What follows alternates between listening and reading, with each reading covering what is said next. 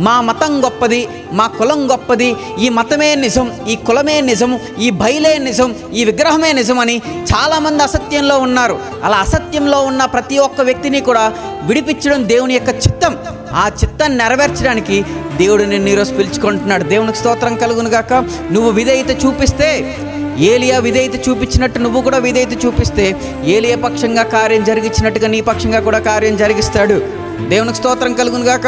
నేను ఎవరిని పంపాలి, ఎవరున్నారు అని అంటే యెషయా ప్రవక్త అంటాడు, నేనున్నాను ప్రభా, నన్ను పంపించు. ఈరోజు నువ్వు చెప్పగలుగుతున్నావా ఆ మాట? నేనున్నాను ప్రభా నీకోసం మాట్లాడడానికి, నేనున్నాను ప్రభా సత్యాన్ని ప్రకటించడానికి, నేనున్నాను ప్రభా సాక్ష్యాన్ని కాపాడుకోవడానికి, నేనున్నాను ప్రభా అబద్ధాన్ని ఎదిరించడానికి నేనున్నాను అని నువ్వు చెప్పగలిగే స్థితిలో ఉన్నావా? ఒక క్రైస్తవుడైన నువ్వు, ఒక క్రైస్తవుడైన నేను, సత్యాన్ని తెలుసుకున్న నువ్వు నేను కూడా క్రీస్తు కోసం సత్యం పక్షంగానే నిలిచోవాలి. దేవునికి స్తోత్రం కలుగును గాక.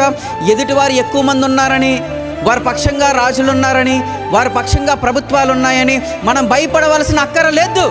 వారి పక్షంగా ప్రభుత్వాలుంటే మన పక్షంగా మన ప్రభువు ఉన్నాడు. దేవునికి స్తోత్రం కలుగును గాక. మన ప్రభువు వారి పక్షంగా ఉన్న రాజుల కంటే గొప్పవాడు. మన ప్రభువు వారి పక్షంగా ఉన్న శక్తి కంటే గొప్ప శక్తి కలిగిన వాడు. ఆ శక్తిమంతుడైన యేసుక్రీస్తు ప్రభుని పక్షంగా ఉంటాడు. దేవునికి స్తోత్రం కలుగును గాక.